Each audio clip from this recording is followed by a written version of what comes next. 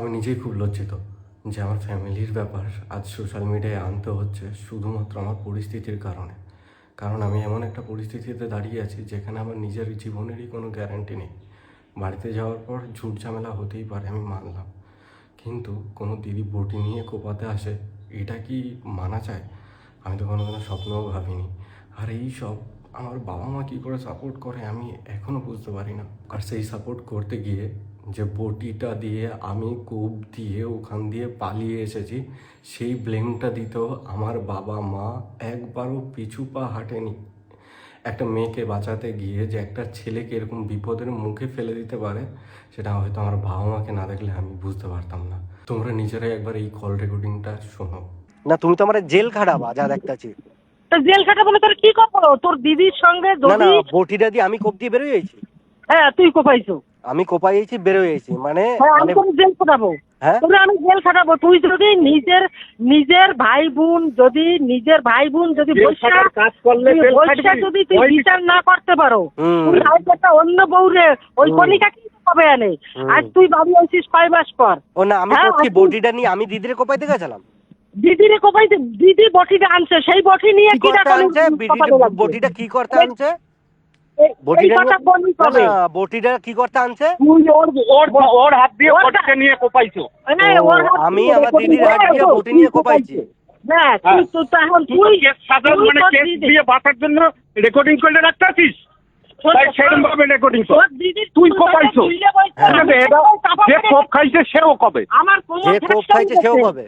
ওই কনি কবে রন কোপাইয়ে গেছে, দিদিরে আর মারে কোপাইতে গেছিল, আমি ঠেকাইতে গেছি, সেই কোপ আমার মাথায় লাগছে। তো যার গায়ে লাগছে সেই কবে তার কাছ দিয়ে সব প্রমাণ হবে। মানে আমি এখন বলতে পারতাছি যে তোমার মাইয়া এত ভালো নাটক কি করে পারে। তার মা এরকম 2 মিনিট পরে নিজের ছেলেরে ফাঁসানোর জন্য কি বটি দিয়ে নাকি আমি থানায় যাবে। এই কথাটা শোনার পর তো যে কেউ বলবে যে বটিটা দিয়ে আমি কোপ দিয়ে ওখান দিয়ে পালিয়ে গেছি। হ্যাঁ, এরকম স্টেটমেন্ট আমার বাবা আর মাই দিচ্ছিল। যার কথাগুলো শুনতে পাচ্ছিলে সে হচ্ছে আমার বাবা আর মাই। তোমরা ভাবো, যদি নিজের মেয়ে কোপাতে এসেছিল, সেই কেসটা ঘুরিয়ে যদি বলে আমি নাকি আমার দিদিকে আর মাকে কোপাতে গেছি, সে যদি এই কেসটাকে এরকমভাবে বানাতে পারে, আমি ভাবছি আমার বাবা আর মা দিদিকে বাঁচানোর জন্য আর কত ধরনের নাটক করবে আর কত নিচে নামবে। এর দিয়ে তোমরা আমায় ডিরেক্টলি কিছু বলেই দিতে পারো, তোমাদের যেই প্রবলেমটা আমায় নিয়ে আমায় বলে দিতে পারো। আমি চাই না অন্য কারোর হাতে নিজের জীবনটা শেষ হয়ে যায়। আমি চাই প্রথম দিয়েই তোমরা ভালো থাকো। সে তো তোমাদের ভালো থাকতে গেলে তোমাদের যা আমায় বলো আমি অবশ্যই করব, কিন্তু এরকমভাবে অন্তত আমায় ফাঁসিও না। এবার যে রেকর্ডিংটা শোনাবো সেখানে আমার মাই পুরো সত্যিটা বলবে যে কে কার গায়ে হাত তুলেছিল কি না। কারণ আমার দিদির ভিডিওতে এসে আমি জানি আবার মিথ্যে বলা শুরু করবে। দিদিকে বাঁচাতে গিয়েছে আমায় কত রকমের ভাবে, কত দিক দিয়ে ছোট করবে, কত নিচে নামাবে, তা আমি এখন কল্পনাও করতে পারি না। তোমরা আরেকটা রেকর্ডিং শোনো। আর ও আমি যতটা দেখেছি ওরম টাইপের ছেলে নয়। হ্যাঁ একটু হট টেম্পার, বাট এরম ধরনের মারধর করতে পারবে বলে এরমটা আমার মনে হয় না। আমি তো ওর সাথে ধরো অনেক দিন ধরেই মিশছি, সেই দিক থেকে আমার মনে হয় না এই জিনিসটা করতে পারে বা কিছু। জানি না পুরোটা তোমাদের ফ্যামিলি ব্যাপার কি হয়েছে। আমাকে যেটুকু কালকে রেকর্ডিং শোনালো তার সেখানে তো দেখলাম তুমি ওর কাছে ভিডিও করা আছে, সেই দেখে তোরে দেখাইছে।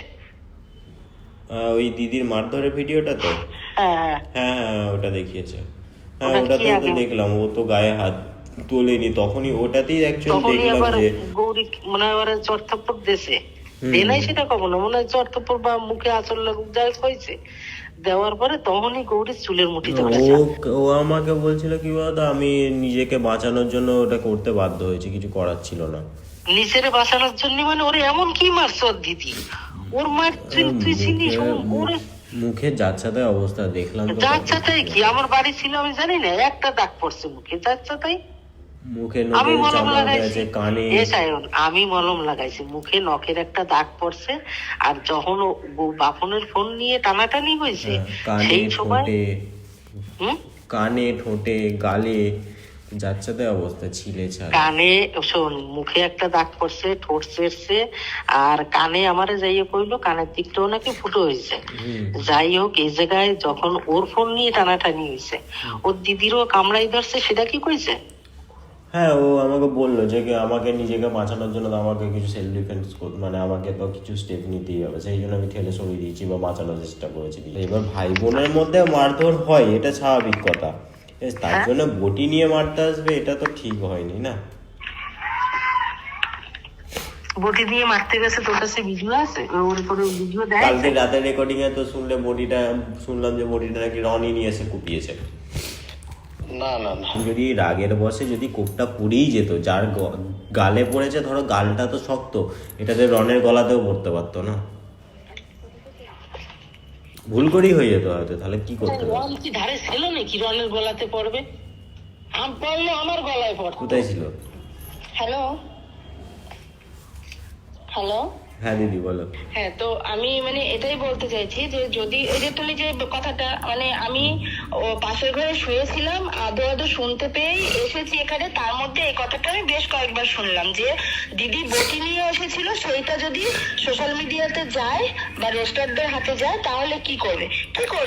রনের দিদিকে ছিঁড়ে খাবে? এখানে রন কি এমন অন্যায় করেছে যে বটি নিয়ে বেচারাকে মার খেতে হবে? নাই, রনের হয়তো গৌরী করলো না, সব অন্যায় গৌরী, ওই সব অন্যায় করছে। তো দিদি তো কুপিয়েছে, বাপন তো আর কুপাইতে যায়নি। তা আমি কি বলছি? আমি তো বললাম যে বাপন উপায় নাই, আমি তো সেটা করতে আছি। শোনো আমার কথা, শোনো, এরকম ধরনের কথাবার্তা। ও তো এটাও বলছিল যে ভিডিও বানাচ্ছে, সেই ফোনটাও আমি কিনে দিয়েছি। হ্যাঁ, ও তো আমাকে সবই কিনে দিয়েছে, ও আমাকে ফোন কিনে দিয়েছে, ও আমাকে মানে ওই তো আমাকে চালায়। হ্যাঁ দিয়েছে, তো কি? এবার এই কথাগুলো সবই তুমি আমাকে পার্সোনালি বলতে পারো, এবার সেগুলো তো সোশ্যাল মিডিয়া করা উচিত নয় না। হ্যাঁ, সোশ্যাল মিডিয়ায় কোথায় বলেছি? ওই যেটা খাবারটা রন পাঠিয়েছিল ওটা নিয়ে তো পোস্ট করেছিল, ওটা রনের মনে একটা কষ্ট রয়ে গেছে। কষ্ট ওর মনেই শুধু আছে রে ভাই, এইগুলো কষ্ট আছে, এইগুলো সবকিছু ঠিকঠাক করার জন্যই তো। আর আমিও মেয়ের ট্রেন টানি, আমার ওটা ছেলে। এইসব জিনিসে তোমার তো একটা জিনিস মাথায় রাখা উচিত ছিল, বটিটা তুমি কিভাবে ধরলে? তো তোমরা নিজেরাই শুনতে পেলে যে চর্তাপ্পটা দিদি আমায় প্রথম শুরু করে।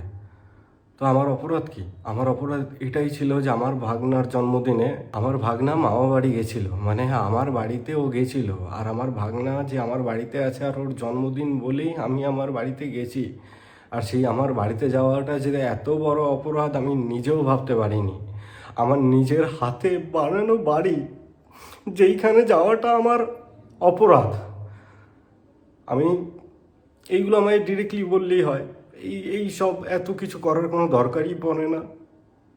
আমার যথেষ্ট ক্ষমতা আছে, আমি নিজে 3 মাস ধরে ভাড়া থাকছি, নিজে রান্না করি, নিজে খাই, নিজে জামা প্যান্ট নিজে কাচি, তারপরেও আমি বাড়িতে কন্টিনিউ আমার ফ্যামিলিকে টাকা পাঠাই। কিন্তু তারপরেও যদি আমি বাড়িতে যাই সেটা আমার অপরাধ। আমার দিদি আমাকে কোপাতে এসেছে, সেটা ঘুরিয়ে বাবা মা কি বলছে আমি কোপ দিয়ে পালিয়ে গেছি। আমি জানি না সামনের দিনগুলোয় আমায় আর কত ধরনের মিথ্যে ব্লেম দিয়ে ফাঁসানো হবে আর কি করা হবে।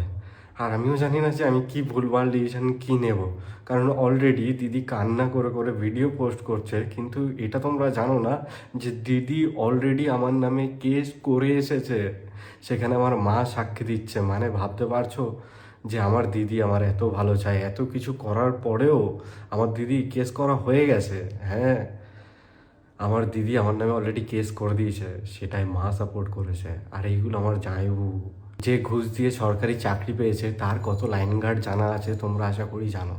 তো তার কথায় সব কিছু চলছে।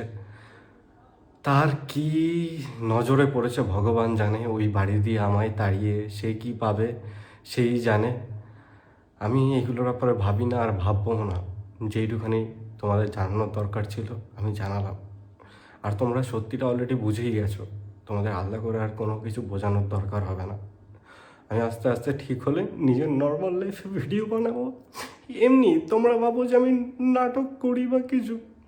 ভাই আমার যদি ভিউজ কামানোর ইচ্ছে থাকতো আমরা ওই টাইমে কন্টিনিউ ভিডিওর পর ভিডিও পোস্ট করতে থাকতাম, কিন্তু নাই। আমার সোশ্যাল মিডিয়া জায়গাটা খুব ভয় করে, কিন্তু সেই জায়গাটাই আমি আমার শান্তি খুঁজে পেলাম। আমি সব কিছু শেয়ার করলাম, লোকে জানতে পারবে যে এই ছেলেটার সাথে এত খারাপ ঘটেছে।